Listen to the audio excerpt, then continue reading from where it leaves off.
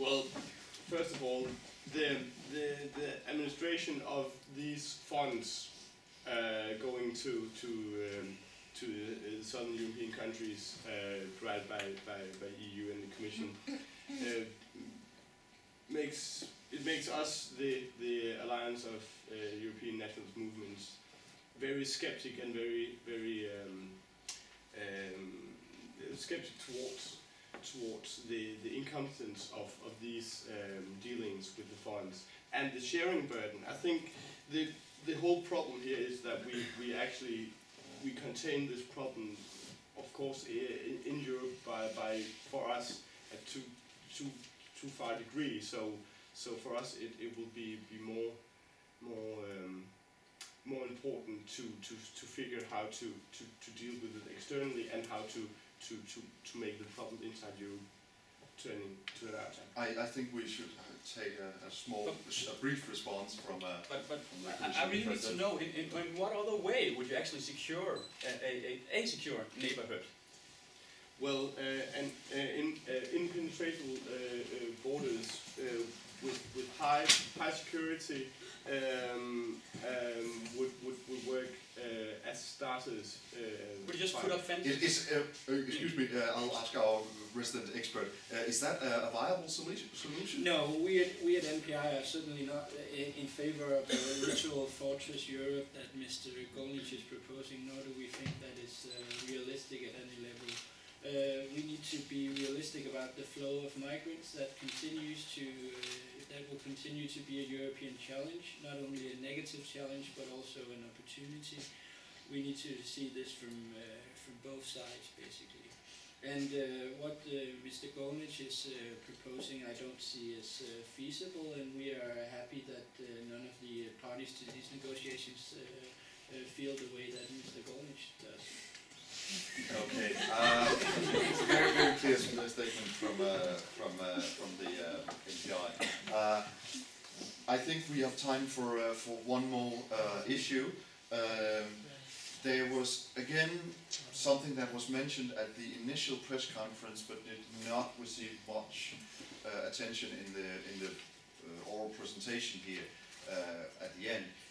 Is the question about perhaps limiting or at least qualifying the approach to extraordinary closing of internal borders within the Schengen area.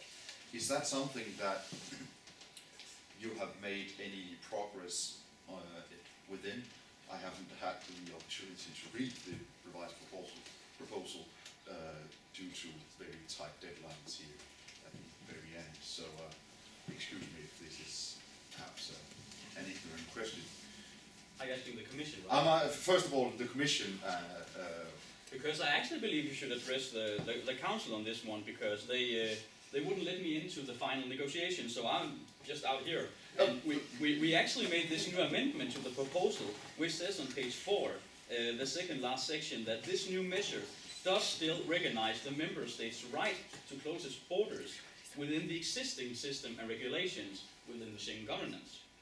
And here it stipulates that the Commission, however, stresses the importance that no Member State obliged to follow the principles and guidelines that are stipulated in the Schengen governance regulations can abuse the right to resort to this measure. So actually, as it seems like, the Council has actually decided to approve this one, but you should address the question. That leads me naturally to the spokesperson for the Danish presidency. What was the concerns that you felt you had to address here? Actually, the concerns was that in the first proposal, some of the member states, I must confess, including Denmark, was a bit concerned on with the clarification of the issue, because it was a little uncertain to us whether we were able to still have these 5 days of emergency close down before we for further closing down in emergency, of course, was applying to the was the decision to change the wording in this paragraph unanimous, or within the Council? Is that something that you can comment upon? Yes, it was. It was. Yes. But Mr. President, are you satisfied with this perhaps more on the one hand, on the other hand, approach taken? I mean, it is a lot less clear than at least the initial statement. Well, to what seems to be the conclusions here, it seems as if the European level has actually gained some power in this respect, because they have the opportunity in the emergency measures to shut down the borders for 5 days.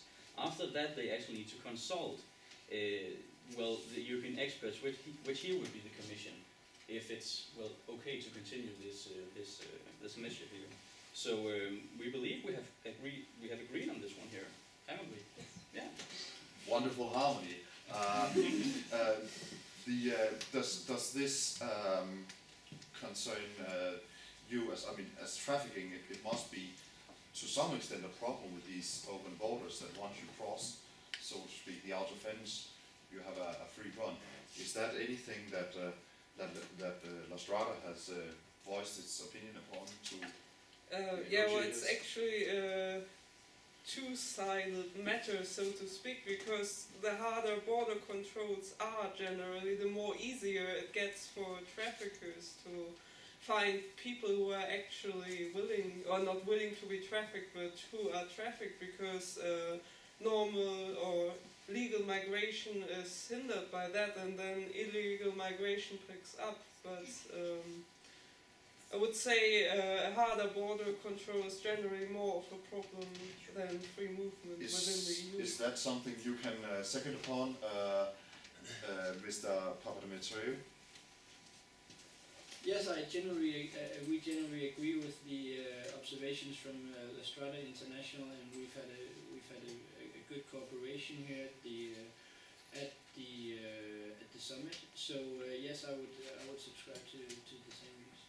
And what do you think about the change from the initial, from the paragraph in the initial document to the final document concerning this emergency shutdown procedure?